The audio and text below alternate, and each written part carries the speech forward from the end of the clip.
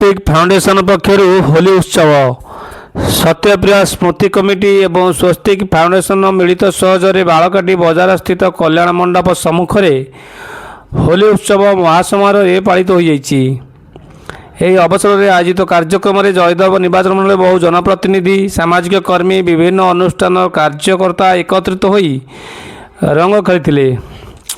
ସତ୍ୟପ୍ରିୟ ସ୍ମୃତି କମିଟିର ଅଧ୍ୟକ୍ଷ ତଥା ଯୁବ ନେତା ସୁବ୍ରତ କୁମାର ମହାନ୍ତି ସମଗ୍ର କାର୍ଯ୍ୟକ୍ରମ ସଞ୍ଚାଳନ କରିଥିଲେ।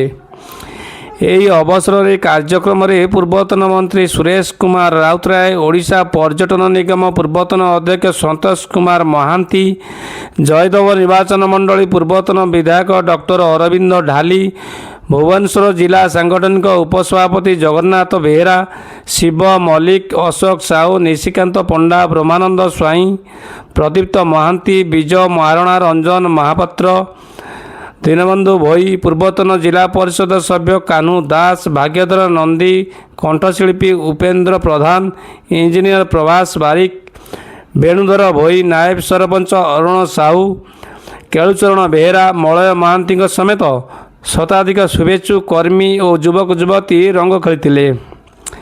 ଦିନ ତମାମ ପାରମ୍ପରିକ ସଙ୍ଗୀତ ନୃତ୍ୟ ସହିତ ବିଭିନ୍ନ ସାଂସ୍କୃତିକ କାର୍ଯ୍ୟକ୍ରମ ପରିବେଷିତ ହୋଇଥିଲା।